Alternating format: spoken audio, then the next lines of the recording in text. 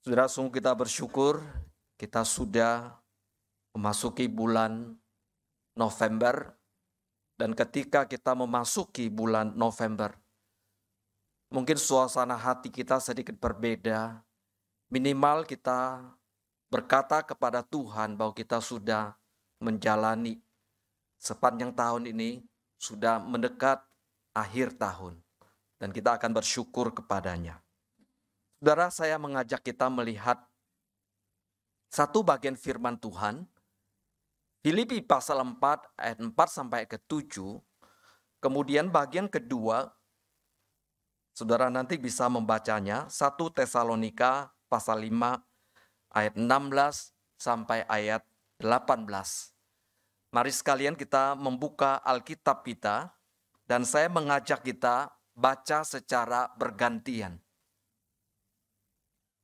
Filipi pasal 4 ayat 4 berkata demikian, "Bersukacitalah senantiasa dalam Tuhan, sekali lagi kukatakan bersukacitalah."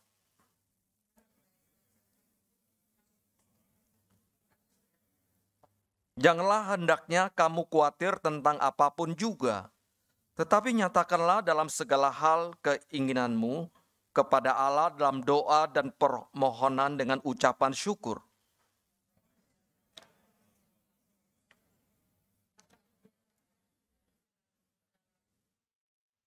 Saudara, orang Amerika mengenal Thanksgiving Day. Saudara, hari itu sebagai hari yang sangat menyenangkan. Mungkin seperti saat-saat ini orang Amerika sudah siap-siap, saudara, untuk satu Thanksgiving, untuk ucapan syukur dalam perjalanan sepanjang tahun. Saudara, saat itu mereka akan berkumpul bersama dengan anggota-anggota keluarga. Kemungkinan mereka libur, saudara. Mereka akan makan kalkun, saudara, semacam ayam yang besar. Kemudian mereka akan menikmati berbagai acara tahunan yang menarik. Kadang-kadang, saudara, dalam Thanksgiving Day, mereka menghabiskan waktu yang cukup banyak. Ya, mereka liburan dan mereka sangat sibuk. Secara khusus mereka berbelanja. Tapi saya tidak menganjurkan saudara bahwa di bulan November ini saudara ramai-ramai ke mall untuk berbelanja. Tapi itulah kebiasaan mereka, saudara, yang mereka lakukan. Thanksgiving Day, saudara, berawal tatkala orang-orang Eropa pergi ke Amerika untuk memulai sebuah kehidupan yang baru. Saudara, pada tahun 1621, jadi mereka ke benua yang baru untuk memulai sebuah kehidupan orang-orang di tempat yang baru. Kemudian orang-orang Eropa ini mereka dikenal sebagai pilgrims. Mereka adalah memasuki atau merantau ke satu wilayah yang baru. Saudara, mereka para pilgrims ini mereka menjalani kehidupan, kemudian mengalami kesulitan ketika mereka bercocok tanam. Lalu penduduk asli setempat mengajarkan mereka bagaimana bercocok tanam sampai berhasil. Saudara, sebagai bentuk ucapan terima kasih, para pilgrims ini mengundang penduduk asli yang saat itu adalah orang-orang Indian. Mereka diundang untuk menghadiri pesta makan malam bersama. Saudara, sejak saat itulah orang Amerika merayakan Thanksgiving Day. Saudara kasih dalam Tuhan, mengapa seorang Kristen harus bersyukur? Dan ini menjadi sebuah pertanyaan penting dan menarik untuk kita simak bersama-sama. Mengapa seorang Kristen perlu mengucap syukur kepada Tuhan? Saudara, dunia ini, dunia kita dipenuhi dengan orang-orang yang mengeluh. Dunia kita, saudara, dipenuhi dengan orang-orang yang bersungut-sungut. Masyarakat kita, ada banyak orang yang menggerutu, tidak puas dengan keadaan. mungkin tidak puas dengan penghasilan, tidak puas dengan pekerjaannya, tidak puas dengan istri atau tidak puas dengan suaminya, tidak puas dengan berbagai hal dalam kehidupan, dan karena itu tidak sesuai harapan. Saudara, hampir setiap hari kalau kita mengakses berita-berita, maka kita bisa mendapati nuansa kemarahan, protes, ketidakpuasan, keinginan-keinginan yang tidak dipenuhi, tuntutan-tuntutan dan lain sebagainya. Saudara, tampaknya semuanya itu tak kunjung berakhir. Sampai saat ini dan kita merasakan semuanya itu. Saudara, tentu bukan hanya orang yang tidak mengenal Kristus yang melakukan hal-hal demikian, tapi tampaknya anak-anak Tuhan juga masuk dalam barisan yang sama. Mereka juga terhitung orang-orang yang menggerutu, orang-orang yang merasa tidak puas akan keadaan dan berbagai hal. Sehingga ada keluhan, ada kemarahan, ada protes, dan lain sebagainya. Sudah tampaknya ini sudah menjadi sebuah kewajaran dalam kehidupan. Namun firman Tuhan kita baca, kita menemukan bahwa firman Tuhan mengajak kita bersikap berbeda dengan orang-orang yang ada di luar sana. Firman Tuhan mengatakan, bersukacitalah senantiasa dalam Tuhan. Sekali lagi kukatakan, bersukacitalah. Sudah, ini firman Tuhan katakan, supaya kita bersukacita. Terjemahan bahasa sehari-hari, semoga kalian selalu bergembira karena kalian sudah hidup bersatu dengan Tuhan. Sekali lagi saya berkata, bergembiralah. Terjemahan bahasa sehari-hari kita melihat mengajak kepada kita untuk selalu bergembira. Selalu bersukacita. Saudara, Paulus mengajak supaya jemaat di Filipi mereka bisa bersukacita. Bahkan Paulus menekankan mereka harus senantiasa bersukacita. Jemaat Filipi, saudara, harus terus-menerus bersukacita. Saudara tahu pada saat itu jemaat menghadapi berbagai tantangan dalam kehidupan. Dalam kekristenan mereka dianiaya. Tapi Paulus mengajak mereka supaya boleh senantiasa bersukacita dan kamu jangan seperti orang-orang yang tidak mengenal Tuhan. Yang tidak punya tujuan dan pengharapan. Yang tenggelam di dalam kesedihan dan berbagai pergumulan hidup. Paulus mengajak mereka, ayo kita berbeda. Kamu harus senantiasa bersukacita. Saudara, orang yang meresponi setiap peristiwa, baik yang menyenangkan ataupun yang tidak menyenangkan, berita suka atau berita duka, saudara adalah orang yang bisa memahami bahwa hidup ini dan segala yang terjadi di dalam rencana dan kehendak Allah. Ketika seseorang bisa melihat bahwa segala sesuatu peristiwa ini di dalam kendali Allah dan Allah sebagai pusat yang berkuasa atas semua peristiwa, baik peristiwa yang menyenangkan ataupun peristiwa yang tidak menyenangkan. Peristiwa yang membawa keberuntungan atau peristiwa yang merugikan, maka dia akan merasakan bahwa hidup ini akan jauh lebih ringan dan dia tidak memikul beban-beban kekhawatiran yang ada. Karena dia bisa melihat bahwa setiap peristiwa yang terjadi itu adalah atas seizin daripada Allah. Kalau Allah tidak mengizinkan, artinya peristiwa itu tidak terjadi. Saudara bisa melihat dalam Alkitab, ada begitu banyak tokoh bisa melihat bahwa semua peristiwa yang terjadi, mereka tampak tidak terlalu khawatir karena mereka melihat dari sudut pandang Allah. Karena mereka melihat bahwa Allah mengizinkannya. Sudah terkala seseorang bisa melihat segala sesuatu dalam rencana dan kehendak Allah yang kekal di dalam kehidupan ini. Dia bisa melihat kedahsyatan Allah, keagungan Allah dalam hidupnya. Bahwasannya Allah itu baik dan Allah itu mengasihinya. Allah mempunyai rencana yang indah dalam kehidupannya. Ketika bisa melihat demikian, saudara, hidup ini sungguh-sungguh menjadi hidup yang menyenangkan. Hidup ini indah sekali. Karena melihat dari sudut pandang dari kacamata Allah, bukan kacamata manusia.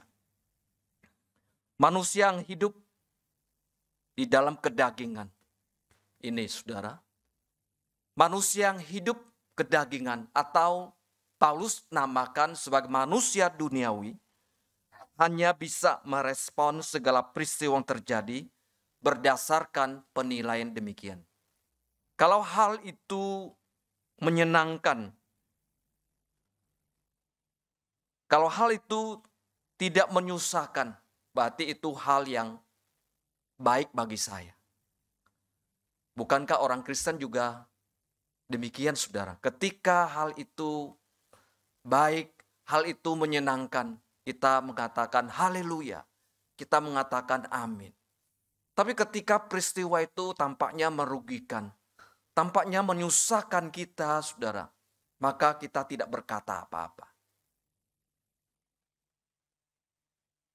Saudara, dunia ini atau manusia duniawi, mereka hanya bisa menilai sesuatu yang mendatangkan kebaikan, sesuatu yang menyenangkan, sesuatu yang membuat hidupnya lancar, hidupnya baik, saudara.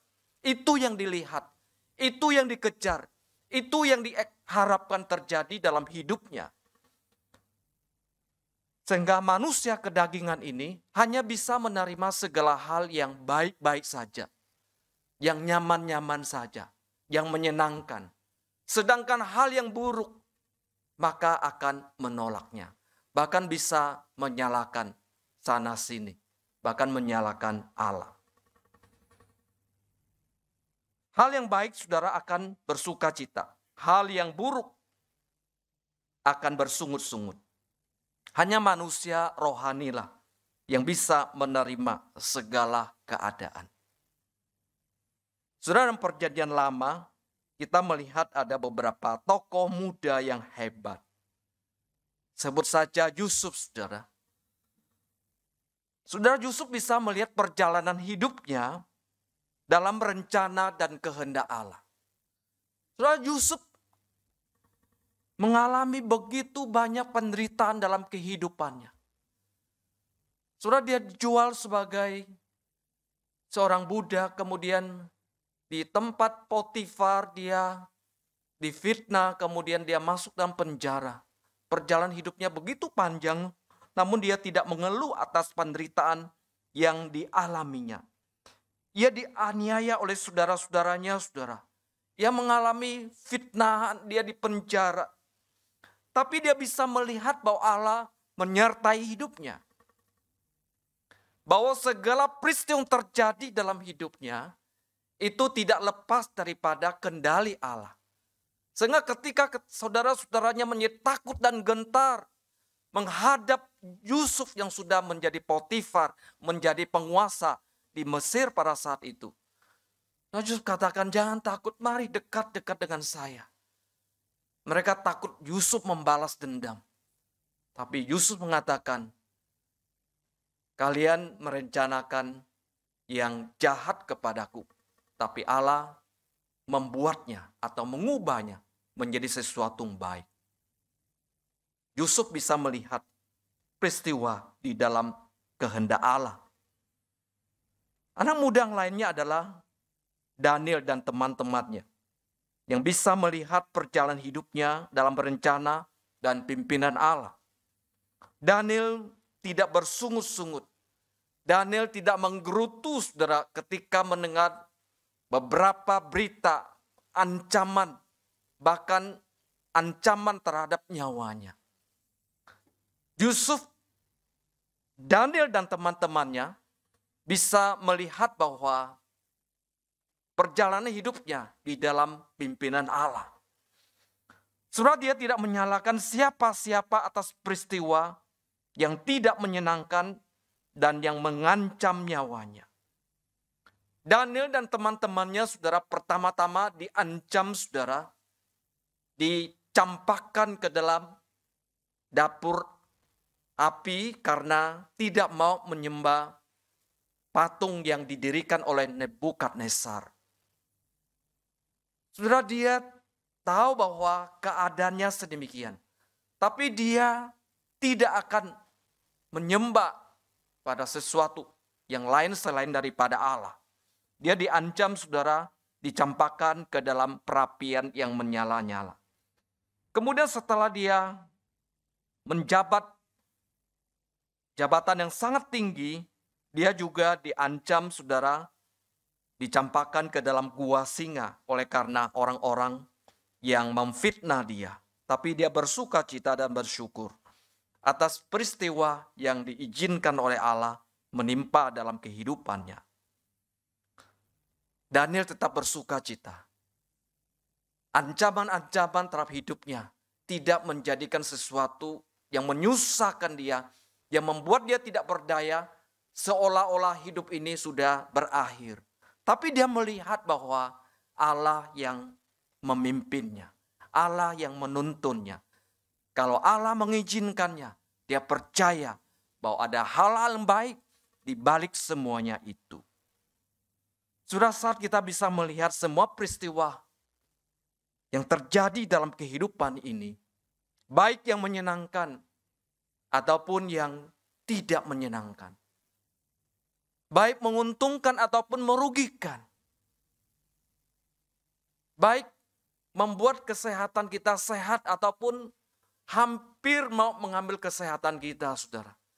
Tapi ketika kita bisa melihat bahwa itu dalam kendali Allah, itu Tuhan izinkan terjadi. Ketika kita percaya bahwa Allah pasti baik, bahwa Allah pasti merencanakan sesuatu yang menguntungkan bagi kita. Karena Allah tidak pernah merencanakan sesuatu untuk mencelakakan kita. Ketika kita bisa melihat demikian, maka hati kita akan menjadi tenang.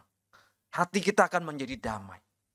Hidup ini sudah tetap kita jalani dengan seperti biasanya.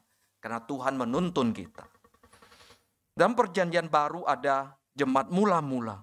Ada Paulus, ada Silas, ada Timotius, dan ada Titus. Saudara, mereka juga selalu melihat kehidupan ini dari sudut pandang Allah. Mereka melihat bagaimana Tuhan memimpin mereka. Ada suka dan duka, saudara. Paulus mengalami kesusahan pada waktu dia memberitakan Injil. Silas di penjara, saudara. Silas mengalami penderitaan bersama Paulus. Demikian juga Timotius, Titus, dan yang lain. Tapi mereka bisa melihat bahwa hidup ini di dalam kendali Allah. Hidup ini sesuatu yang terjadi atas seizin daripada Allah. Kalau Allah tidak mengizinkannya, maka segala sesuatu, peristiwa itu tidak akan terjadi. Rasul Paulus berkata kepada jemaat di Tesalonika, Paulus katakan, bersukacitalah senantiasa, tetaplah berdoa, mengucap syukurlah dalam segala hal, sebab itulah yang dikehendaki Allah dalam Kristus Yesus bagi kamu. Mengucap syukurlah senantiasa. Bersukacitalah senantiasa, tetaplah berdoa dan mengucap syukur dalam segala hal. Kita melihat rangkaian, saudara, kehidupan orang Kristen. Paulus berkata kepada jemaat di Tesalonika, bersukacitalah senantiasa, tetaplah berdoa, mengucap syukur segala hal dalam kehidupan ini. Ketika kita bisa melakukan 3 hal ini, saudara, Saya percaya bahwa hidup kita akan menjadi indah. Hidup kita akan menjadi ringan sekali. Ketika kita bisa melihat bahwa Allah menuntun kehidupan kita.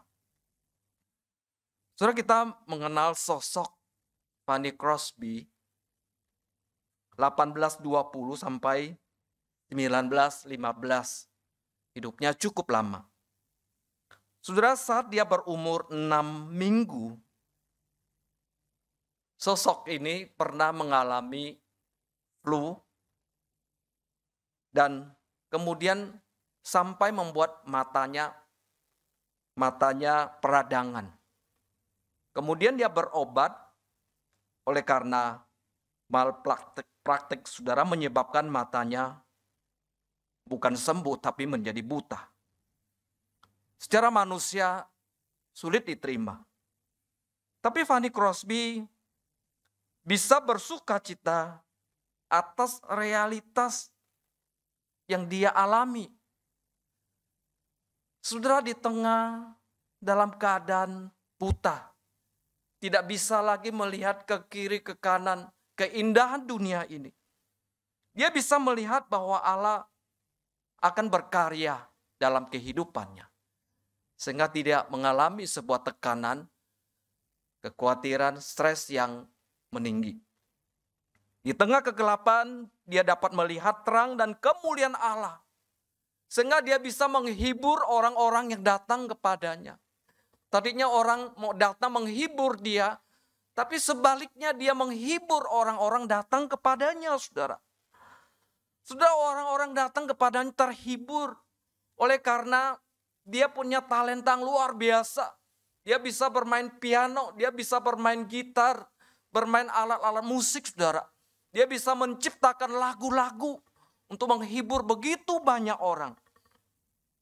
Saudara, Fanny Crosby dikenal sebagai salah satu penulis himne yang paling produktif dalam sejarah. Berapa banyak lagu yang dia tulis, saudara? Lebih dari 8.000 himne yang ditulis oleh Fanny Crosby.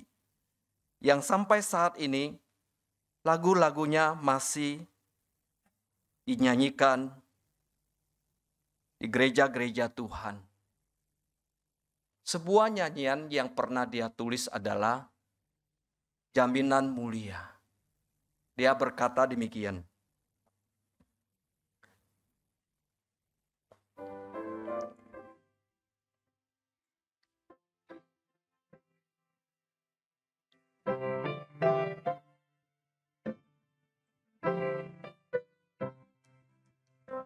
Jaminan mulia ku diberi, karena Yesus milikku abadi.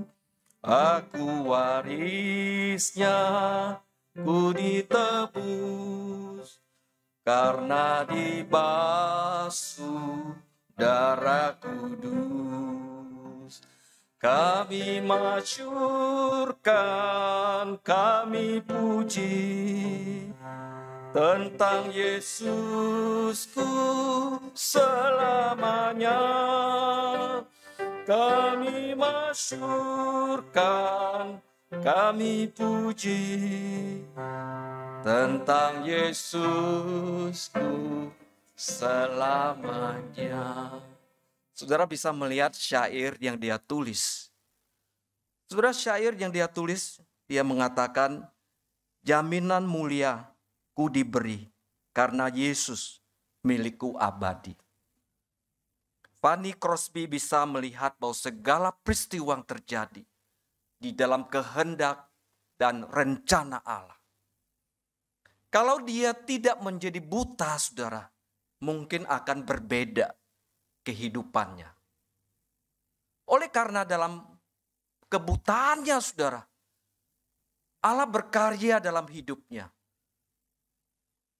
Dan jelasnya dia dikenang dan lagu-lagunya dinyanyikan sampai saat ini, saudara.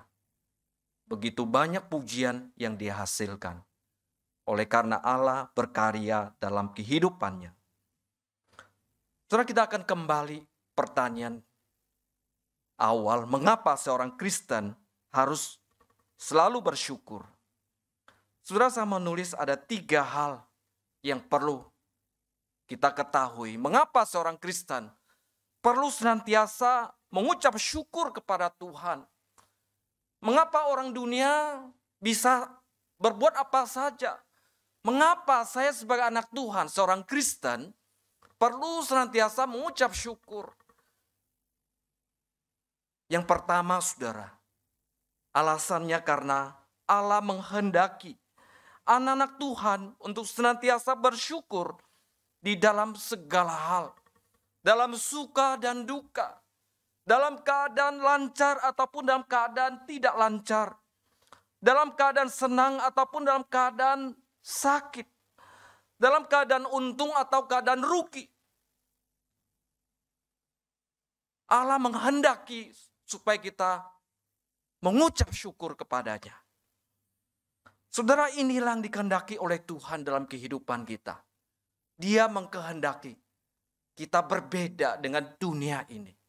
Ketika di tengah keadaan yang sulit, pergumulan, pencobaan, yang harusnya kita mengerutu, harusnya kita bersungut, tapi Allah memanggil kita untuk senantiasa mengucap syukur.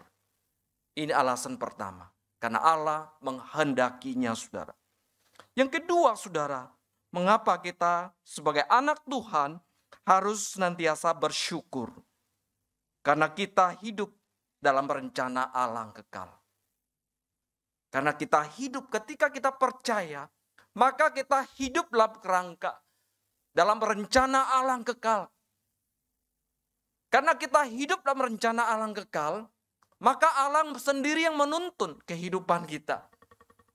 Sekalipun kehidupan ini ada gelombang, saudara. Ada naik, kadang-kadang turun, saudara. Tetapi Allah yang menuntun kehidupan kita. Tidak seperti orang-orang yang tidak mengenal Allah tanpa arah dan tujuan dalam kehidupannya. Yang hidupnya berakhir dengan kebinasaan, penderitaan. Titik akhir hidupnya adalah kematian. Orang-orang yang di luar Kristus, saudara, titik akhir hidup mereka adalah kematian. Karena itu kehidupan saat ini sangat penting bagi mereka. Karena kematian itu adalah titik akhir. Segala-galanya sudah berakhir. Tapi bagi seorang percaya akan berbeda, saudara. Kematian bukanlah hal yang menakutkan, karena kematian adalah akan membawa kita pada sebuah kehidupan berlanjut, saudara, yang dipimpin, yang dituntun oleh Allah. Kehidupan kita dalam sebuah rencana Allah yang kekal, sebuah gambaran perjalanan yang indah dan yang bertujuan. Karena Allah sendiri sebagai tour guide kita, Dia menuntun kita saat dalam dunia ini. Sekalipun kita mengalami pergumulan-pergumulan yang kadang tidak jauh berbeda dengan orang dunia. Tetapi setelah itu akan berbeda. Setelah itu, saudara, Dia menuntun kehidupan kita. Sehingga kehidupan kita, saudara, dari langkah ke langkah. Sehingga kita bisa sampai pada kehidupan yang sempurna. Kita dipilih sejak dalam kandungan. Kita dilahirkan menjalani kehidupan bertujuan dalam dunia ini. Kemudian sampai akhirnya kita pulang ke surga, tempat Allah yang Dia sediakan bagi kita. Yang terakhir, saudara, mengapa kita harus bersyukur? Karena kasih setia Allah kepada kita tetap untuk selama-lamanya. Seorang sahabat kita bisa mencelakakan kita. Seorang teman karib kita bisa meninggalkan kita. Bisa berubah kasih setianya. Karena ini, karena itu. Namun sejak kita percaya kepadanya, meskipun saudara berubah, meskipun saudara tidak setia kepadanya, tapi Kristus tidak pernah berubah. Dia tidak pernah tidak setia kepada kita. Dia setia kepada kita sampai selama-lamanya. hari ini saudara, yang menjadi pertanyaan penting. Maukah dalam hidup ini kita senantiasa bersyukur kepadanya? Kita berdoa.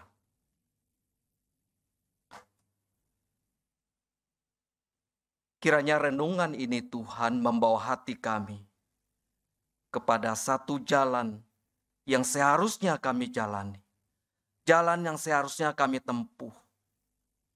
Menghadapi pergumulan pencobaan, hal-hal menyakitkan dalam kehidupan ini. Ajarkan kami Tuhan untuk melihat bahwa semua peristiwa itu di dalam rencana dan kehendak-Mu. Sehingga hati kami akan bersuka cita ketika kami bisa melihat semuanya ini di dalam rencana dan kehendak Allah dalam kehidupan kami. Tuhan, tuntun kami sementara hidup tengah dunia ini, untuk kami senantiasa bisa bersyukur kepada Tuhan. Ampuni kami Tuhan kalau kami kurang bersyukur kepada Tuhan, kurang puas akan keadaan, dan banyak bersungut-sungut. Terima kasih Tuhan. Biar hati kami boleh terus-menerus diarahkan kepada Tuhan yang memberikan sukacita kepada kami.